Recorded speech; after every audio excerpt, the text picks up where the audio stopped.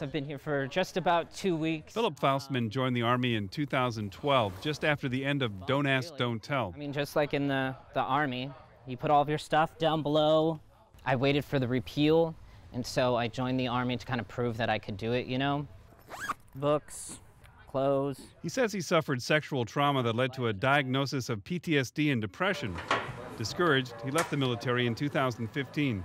When I first got out, just kind of felt alone and no one was really helping me. I didn't feel like I was connected to anybody, and so I had my suicide attempt. Periodically homeless, he didn't turn to the VA. He found the enrollment process daunting. Oh, yeah. Instead, the San Diego native says he tried a private clinic in New Orleans. It was a religious program, but I didn't realize how overly religious it was, that they didn't approve of homosexuality. So it was just kind of like every day was berating, and just it wore on me. The year after a veteran leaves the service is a vulnerable time. Veterans describe the experience as almost like losing a family. The VA knows these new vets have a higher rate of suicide than the overall veteran population. Faustman counts 3 suicide attempts in the last 2.5 years. But recently, Veterans Village, a San Diego nonprofit group, helped him apply for his military paperwork. I'm on a housing list already. And he's now enrolling in VA mental health care. He just wishes it had happened sooner.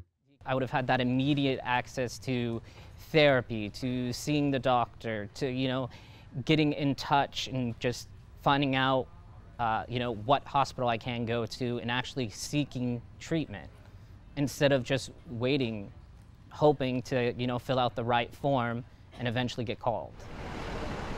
The VA is about to target transitioning veterans by automatically enrolling nearly all of them into VA mental health care for 12 months. When you leave the service, you're in, without a lot of paperwork or hassle. Kimberly Mitchell runs Veterans Village. She sees cases like Faustman all the time. Not all veterans struggle when they leave the service, but those who do can be really tough to reach. In the military, you're taught to work things out on your own. You're taught to figure out solutions. You're taught to, in other words, suck it up, figure it out. And unfortunately, sometimes that same mentality transitions with that service member. I think it's really, really hard. Carolyn Allard headed the San Diego VA program on sexual and interpersonal trauma until she left for private practice 6 months ago. She's seen the risk factors among her clients. They are at high risk for having the mental health conditions that contribute the most to it, like PTSD, post-traumatic stress disorder, like depression, which goes hand in hand with PTSD often. They're also at high risk for traumatic brain injury, which also is a risk for suicide. The VA has the most experience treating those risk factors. Can 1 year really make all that much of a difference?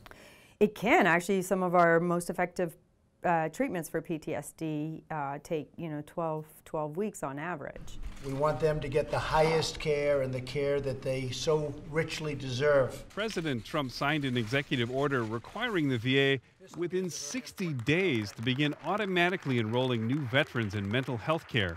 The problem is the VA and the military have always struggled to coordinate. Allard and others who work with the VA worry that's way too fast. I don't see it happening very quickly.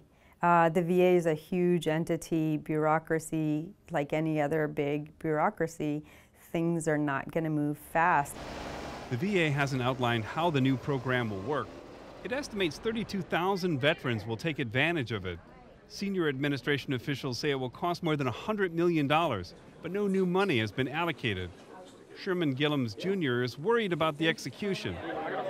He helped veterans file for benefits in San Diego before becoming AmVet's chief strategy officer. And when you're talking about a few million people getting out in the next 5 years and offering them a service, you'd better be able to take care of those who already are in the system and need the services. And mental health was an area where the Department of Veterans Affairs needed to do a lot of work. Veterans organizations like AmVets hope to help the VA hammer out the details. They'll have to work quickly. The White House deadline is March 9th. For KPBS News, I'm Steve Walsh.